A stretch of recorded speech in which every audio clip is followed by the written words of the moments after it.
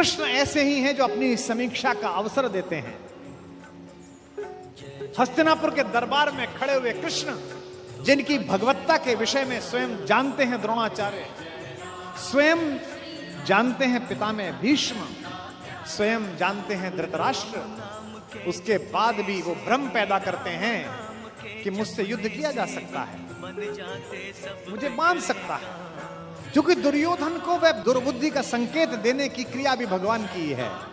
आप सब जानते हैं कि बचपन में एक बार कृष्णा अर्थात द्रौपदी अर्थात यज्ञसेनी, जो यज्ञ की अग्नि से निकली थी, जिसके शरीर में सुगंध आती थी, भारतीय स्त्रियों के इतिहास की सबसे दीपित चरित्र है द्रौपदी। इस देश को इस समय अबलाओं की आवश्यकता नहीं है। अपने केशों पर अगर कोई निर्लज्ज हाथ डाल दे तो उसकी छाती फाड़ देने का साहस पैदा करने वाली द्रौपदियों की आवश्यकता है।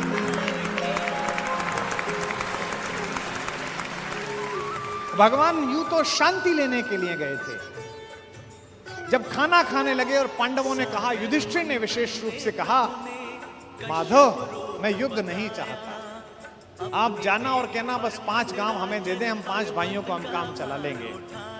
माधव ने कहा, बड़े भैया जो आपने कहा है वही होगा।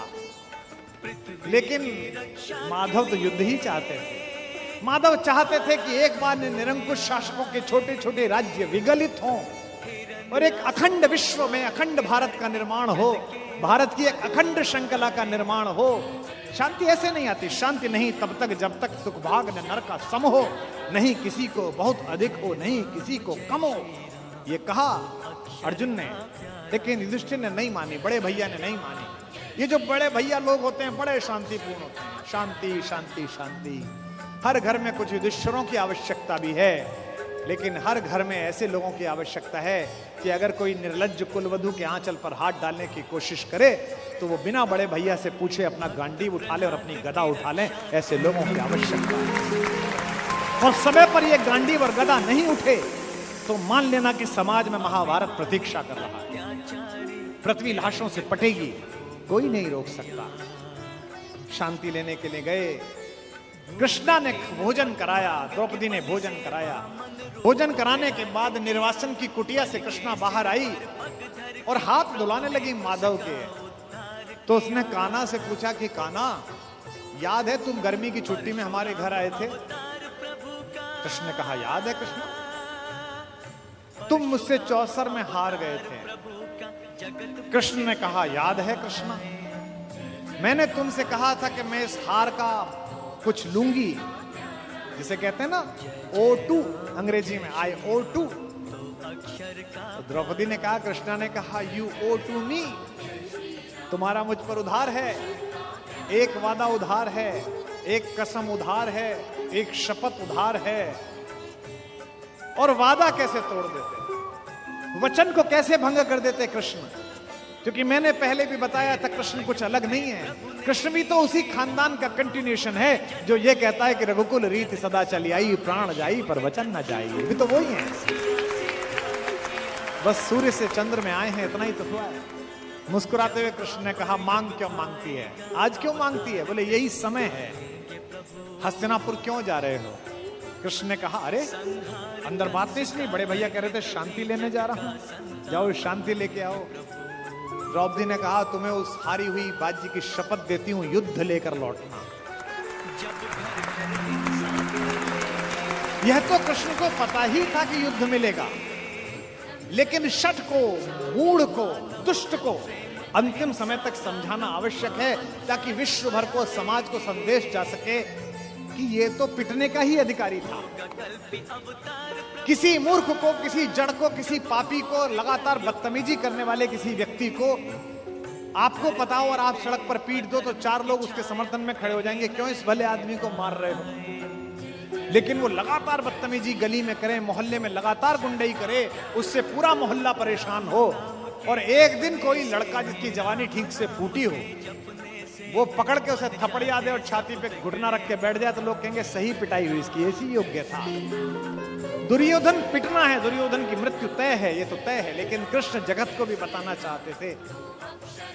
महाकवि दिनकर कहते हैं वर्षों तक वन में घूम घूम, बाधा विघ्नों को चूम चूम, सह धूप घाम पानी पत्थर, पांडव आए कुछ और निखर, सौभाग्य में सब दिन सोता है, देखें आगे कब। मैत्री की राह बताने को, दुर्योधन को समझाने को, सबको सुमार्ग पर लाने को, भीषण विध्वंस बचाने को भगवान हस्तिनापुर आए, पांडव का संदेशा लाए।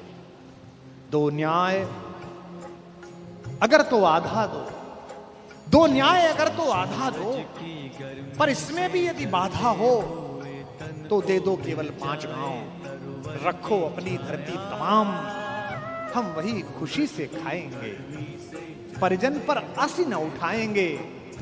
दुर्योधन वह भी दे न सका, आशीष समाज की ले न सका, उल्टे हरि को बांधने चला, जो था असाध्य साधने चला। जब नाश मनुज पर छाता है, पहले विवेक मर जाता है।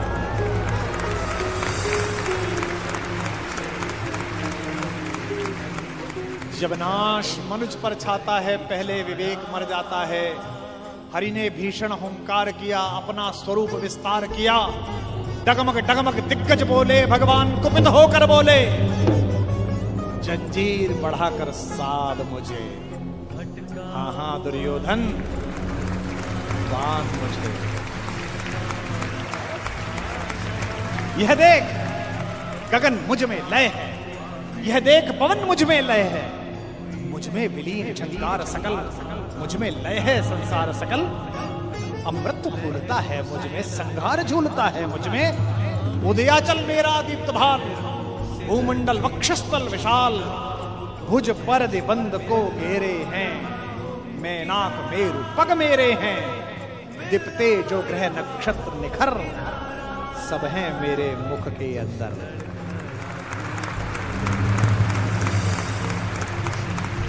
दृग हो तो दृश्य कांड देख, मुझ में सारा ब्रह्मांड, मुझ में सारा ब्रह्मांड देख।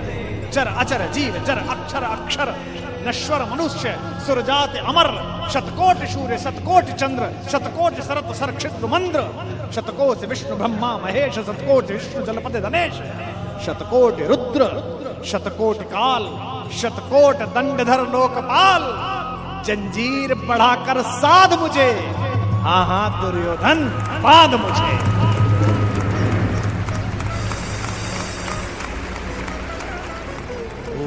लोक अतल पाताल देख, गत और अनागत काल देख, यह देख जगत का आदि सृजन, यह देख महाभारत का रण, मृतकों से पटी हुई भू है, पहचान कहां इसमें तू है। अंबर में कुंतल चाल देख, पद के नीचे पाताल देख, मुट्ठी में तीनों काल देख, मेरा स्वरूप विकराल देख। सब जन्म मुझी से पाते हैं, सब लौट मुझी में आते हैं। जिह्वा से कड़ती ज्वाल देख, सांसों से पाता जन्म पवन, पड़ जाती मेरी दृष्टि जिधर, हंसने लगती है सृष्टि उधर। मैं जभी मूंदता हूं लोचन, छा जाता चारों ओर मरण। सवाल देखना, बांधने मुझे तो आया है, जंजीर बड़ी क्या लाया है। यदि मुझे बांधना चाहे मन, पहले तो बांध अनंत गगन। और ये 2 पंक्ति भगवान का भरत वाक्य, सूने को साध न सकता है, वह मुझे बांध कब सकता है। यह जो उद्घोष है, कहां बंधा कन्हैया, ये कौन कह रहा है इतना बड़ा दृश्य दिखाकर, जिसमें पिता में भीष्म जैसा ज्ञानी भी मूर्छित हो गया। केवल एक बचा देखने वाला, केवल एक ने देखा। किसने? विदुर ने। धृतराष्ट्र तो मन की आंखों से महसूस कर रहे होंगे, पर विदुर ने वो साक्षात दृश्य देखा जिसके घर का साग खाकर गए। ये जो कन्हैया है, जो दुर्योधन को देखने का अवसर भी नहीं देता, जो कहता है कि अगर विश्व को साध सकता है, शून्य को साध सकता है, तो मुझे बांधना। यही कन्हैया यशोदा के आंगन में यमलार्जुन के बीच में रस्सी से बंधा हुआ एक पहर तक रोता रहता है, मैया अब खाली कर दे, अब छोड़ दे, अब नहीं चुराऊंगा। बड़ा हो तो ऐसा और छोटा हो तो ऐसा, इसी का नाम कन्हैया है।